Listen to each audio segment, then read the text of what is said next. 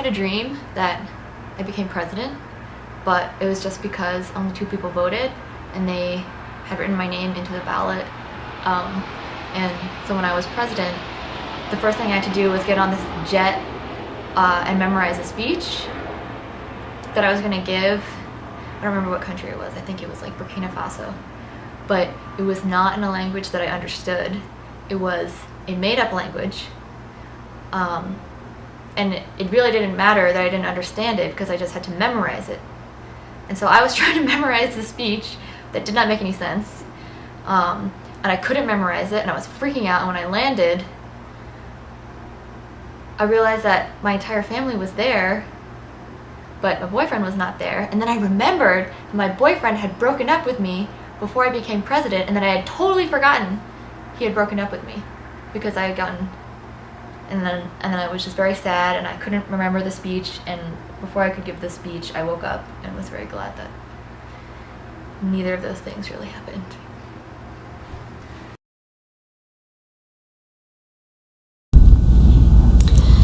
I was in a large warehouse that reminded me of a Walmart of some kind, and I was led into a small wooden room with the walls, everything, the walls, the ceiling, the floor, everything was like wood pine boards. And there was a sort of a bench and a table, and I was forced to sit down, and it was not by my choice. And then in front of me was placed a bowl of stew of some kind, and I was being forced to eat this stew. But as soon as I got kind of close and could smell the aroma of the stew, I realized that it was made of human meat. And I don't know how I knew that it was made of human flesh, but I was very careful, and I had to eat it. So I was very careful not to eat the chunks of meat, but I could still taste the taste of human flesh in the kind of the gravy of the bowl. So that's all I can remember.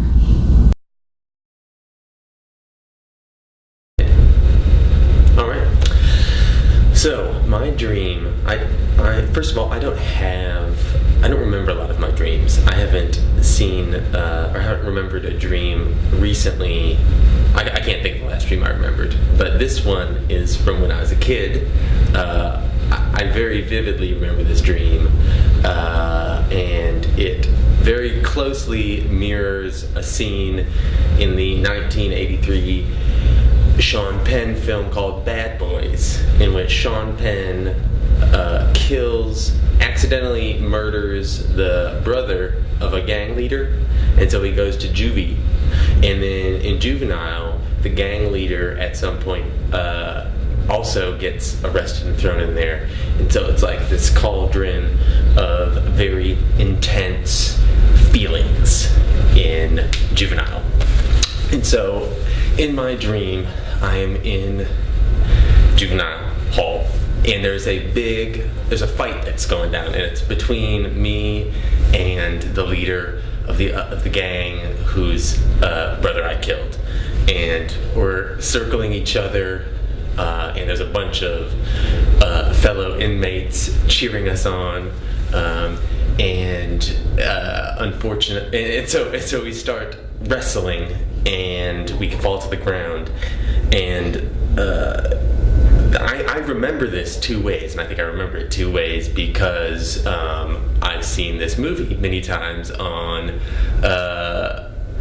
like Saturday afternoon television. But what happens in the movie is that they go back and forth, and the gang leader stabs Sean Penn in his calf, and it looks like it really hurts. And I think I dreamed that as well, but I know that I also dreamed that we were doing all this same things, and then at one point in time, instead of getting stabbed in the calf, an alligator bit my calf. And both times, I can't remember exactly if I've had this dream twice, or if or I'm just remembering something from the television. But both times I have this sort of very vivid remembrance of my leg muscle tensing up very much, and I remember waking up with just my leg sort of in cramp, as would happen were you to be stabbed or bitten by an alligator. So yeah, basically my dream is a fight in juvie hall with the leader of a gang, and an alligator bites my leg. Rats.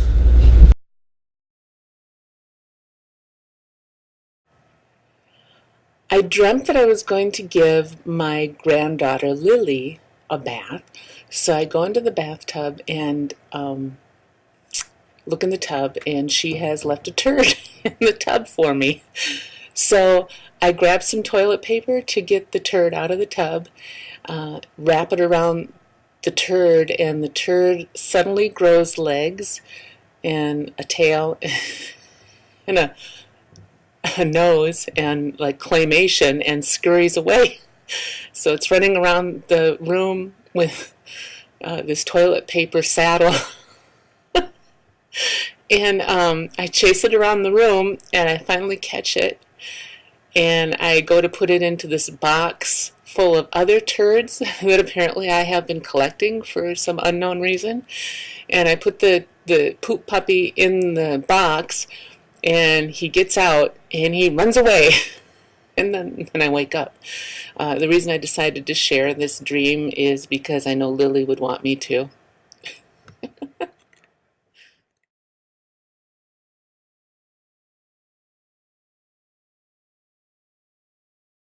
I used to have this recurring dream when I was 5 where I was being chased by Snidely Whiplash and the Wolf Man, and they were chasing me for like ever, and finally I'd get to a forest, and in the trees there were dwarves living, and they had this sort of like, it was like the Keebler elf village but with dwarves rather than elves. Anyway, so then they would try to hide me because they also fell prey to Snidely Whiplash and the Wolfman. But I was too big at 5 to fit into their homes, so they couldn't really hide me, and it was terrifying.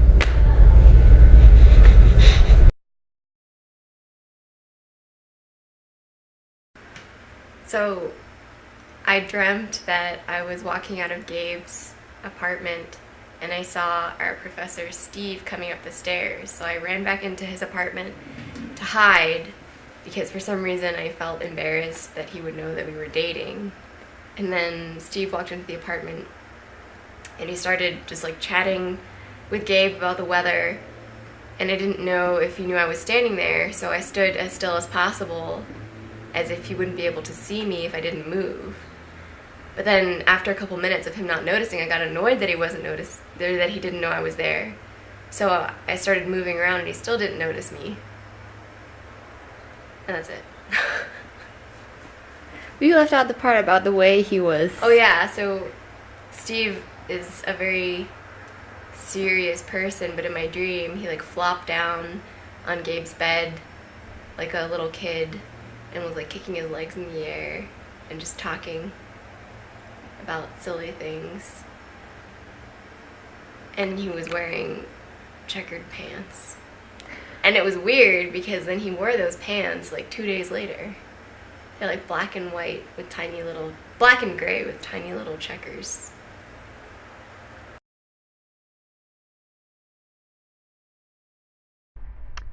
So I had a dream the other day that my cat fell asleep in our frying pan, and apparently this was something that he used to do a lot to get warm, but on this particular instance a lid had got put on top of him, and I was in the house doing something else, and I kept hearing this rapping noise, but I ignored it until eventually I went into the kitchen and remembered that he liked to sleep in the frying pan.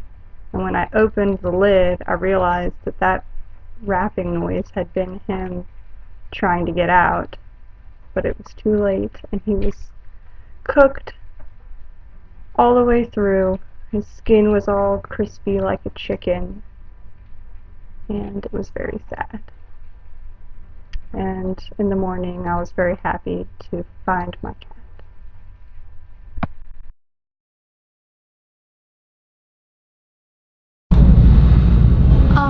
So I was in like a kind of clearing, kind of like the one in Snow White and the Seven Dwarfs, and there were like cartoon deer and rabbits all around.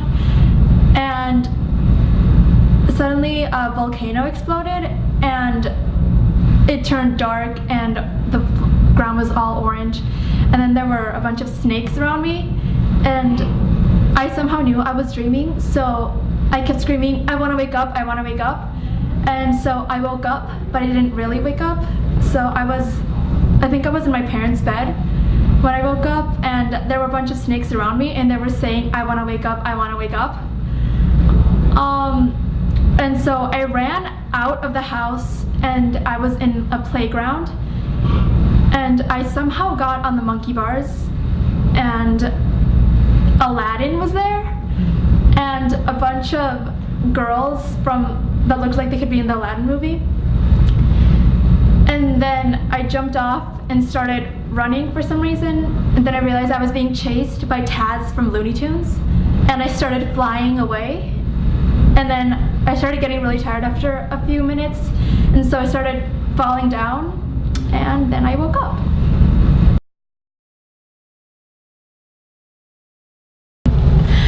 I was at a rug hook exhibit, and as I was going from booth to booth, there was a hairstylist there, and so I thought, well, I'll sit down at his booth, and he started massaging my scalp, and he insisted my hair was dyed blonde, but I told him he was wrong. And then he found 2 tiny needles in my scalp, and then I remembered I had been drugged by the resort owner.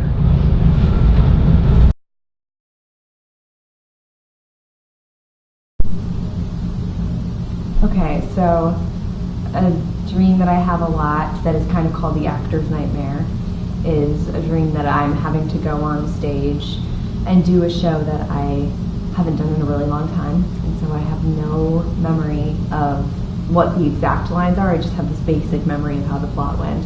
So a couple nights ago I had this dream about a show that I did in high school, Diary of Anne Frank, and I was just back there, and the show was starting in like 20 minutes, and I was like, shoot, I really don't remember these lines, but I was still like totally fine in the dream at first. Like I was like, oh, my old friends, and we were in my high school theater, and it was exciting to see everybody, and the costumes were really weird and way too big for everybody, but I was just like, oh, it's fine. Maybe we're doing it a little different this time. And then I remember everybody else going out on stage, and I was like feverishly looking at the script, and I couldn't figure out where we were. And then the lights go up, and I can like see all the audience members sitting out there and staring up at the people who are already on stage, and I'm like, I have to go out there. So I walk out there, and I sit on a couch, and I just start making stuff up. And I'm like, at first kind of like, oh God, what am I doing? And then I'm like, I'm doing a really good job, like just making this up completely. And everybody else on the stage is kind of like, what is she doing? And then that scene ends, and I get off stage, and then it just kind of all starts all over again. I'm like, okay, we made it through that scene, awesome, because I just totally faked it, and now we have to do a different scene. And it just kind of keeps going, and somehow throughout all of the stress of it, the show ends, and everybody acts like it was just the greatest thing ever, even though I had no clue what I was doing.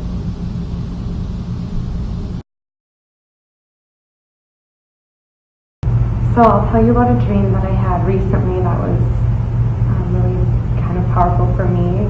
I dreamt that I was in a clearing, and there was a house in the clearing, and all around were trees, and the sky was really blue, the grass was really green, but the forest was dark. And I was near the edge of the forest when the dream started, and I noticed that there was a tiger that was walking around the side of the house. And I knew that I couldn't get to the house before the tiger, and I knew that if I ran woods, he would catch me. And so I just laid down and pulled a blanket over me. I just had a blanket with me, and I pulled it up over my head, and the tiger was coming closer and closer, and I knew this, and I was terrified. And I could hear him like sniffing me, and his face felt as big as me practically, and it was like pushing me, like it was trying to roll me over, and I was scared. And then I just felt its teeth like biting my head, but just really gently, almost like he was like measuring my head with his teeth. And then he stopped, and I was fine. I was sought by the Russian mob. There was a job I was supposed to do, along with a partner of mine. And we were going to do it. We were committed to doing it. But also, we had no choice. Late at night, we prepared implements. We dressed in stealthy clothes. And then, before we knew it, we realized the bosses are pissed at us. We haven't done the mission. And we realized, too, this mission is a price we have to pay for some misdeed, something we fucked up. We got 2 paper notes, white paper, black ink. They had no words, but pictures of faces, and their necks slit. That would be us, if we didn't do this. And as soon as we comprehended what this meant for us, an assassin approached. I'd like to say it was a menacing guy, cast in shadow, smoking, but it was Russian tennis player Dinara Safina, younger sister of Marat Safin, of whom I'm a fan. Why my mind picked Dinara Safina, I don't know. Any number of male players that I watch would have fit the bill better. But she approaches with a silver gun in her hand. I don't know anything about the makes and models of guns, but it was an automatic. It was dangerous, it was heavy, and was aimed right at me. I was afraid. She's advancing with clear intention, no hesitation. And so what do? I flinched, as if all I had to do was dodge a rubber band, not a bullet. And somehow it worked. Somehow the flinch spared me. The weapon, her weapon, the small silver pistol, turned into an electronic device, like something Q would make for James Bond. And now she wasn't aiming it at me, she was approaching and delivering it to me. Here you go. There was one for me and one for my partner. We said, hey, thanks. We took them. We realized we could still do our job. We could still pay the debt we owed. We were glad for that. And the moral of the story is, never underestimate the power of flinching.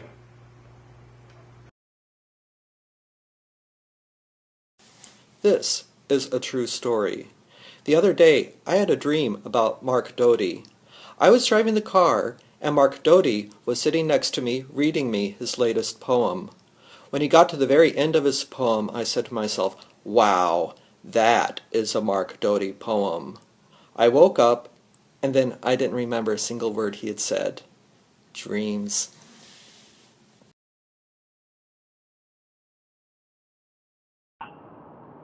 My dreams and my real life have always kind of had a creepy overlap. And I don't know if it's the handful of Skittles I have before I go to bed, but there are definitely some funky coincidences that happen.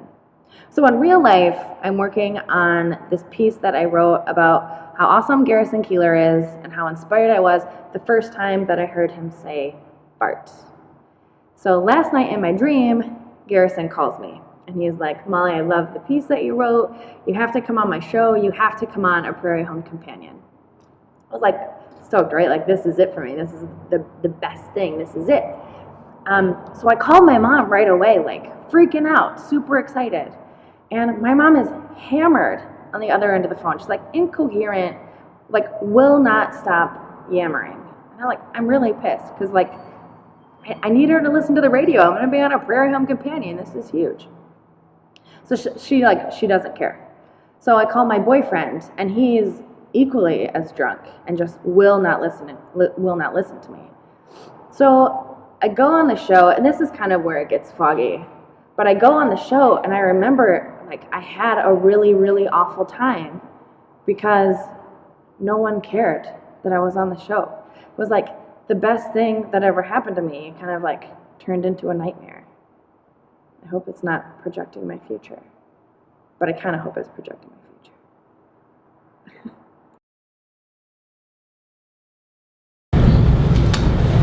So I always have a lot of dreams about flying, which I've always had since I was little, and also kind of tying into that, I've had a lot of dreams about the house I grew up in, and I tend to now have lots of dreams still where I'm in this house and I'm me, but I'm probably still a kid because my parents are there. But there's always tornadoes swirling about and trying to kill me, and it's horrifying that that's like what I take of my childhood home. But I think the worst dream I ever had about my childhood home is it was winter, and so I went outside and all my neighbor kids were playing in the yard as we always did. We'd play tag and whatever. So I went outside and everyone's playing tag, but then I realized they're not playing tag. They're all actually running and screaming for their lives. And the reason they're doing that is because there's a snowman who's alive. And so the snowman's like chasing everyone through the yard, and finally we get back in the house and we're like safe, but like he's like, you know, outside the window. Fortunately, snowmen don't know how to break through glass. So we were fine, but then of course we realized, oh, my sister's still out there and we got to go get her. Like, you know, it was a terrible horror movie come to life in my brain. And so we all go out of the house, we're all running, and of course the snowman comes out of nowhere and he's like trying to get people, and everyone's dodging, and then I think I'm safe because there's my sister and I'm gonna go grab her, and then suddenly I realize the snowman has me by the shoulder, and then it starts choking me, and I can feel it choking me, and I can like feel air being pressed out of me, and I can feel its hands around my neck. And so I, of course, you know, snapped out of it. And what I was doing in my sleep during this dream is I was pulling my blanket over my own neck, choking myself. And so that's what I take out of my childhood home: tornadoes and killer snowmen.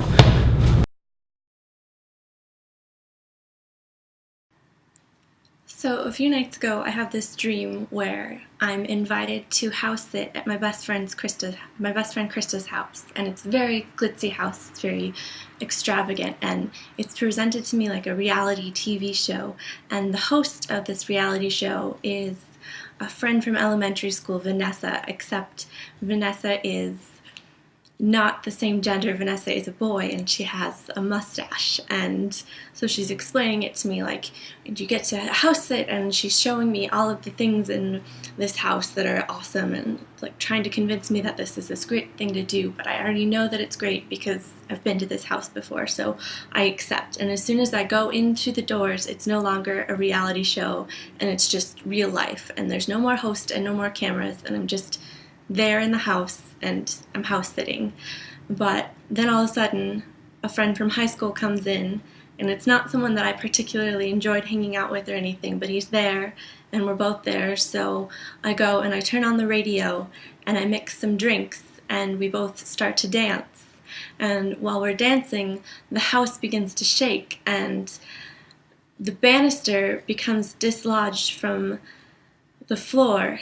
And I go and I run downstairs and I try to hold it together. I'm like holding the house together, but I can't because I'm not strong enough. And the whole thing just starts being sucked into the ground, and we have to run out of the house because we don't want to be sucked into the ground with it. And we get outside, and as we're watching it, like it's sinking into the ground like this giant sinkhole. I try and run back in to get my expensive perfume and underwear that I packed, and it's silly, and I know it's silly, but that's what I'm bringing with me. And so as I do this, it's just out of reach, or I grab it, but then I drop it, and then my friend comes and he gets me and he's like, you can't do this, we have to go. And so I get out, and when I get out there, the whole neighborhood is gathered around this sinkhole of where the house used to be, the house that I was house sitting and clearly did a terrible job of it. And the news helicopters are all around and it's on the news, and my mom shows up and says that she saw it on the news. And that's the last thing of the dream that I know of, because I wake up to a clap of thunder. And that's my dream.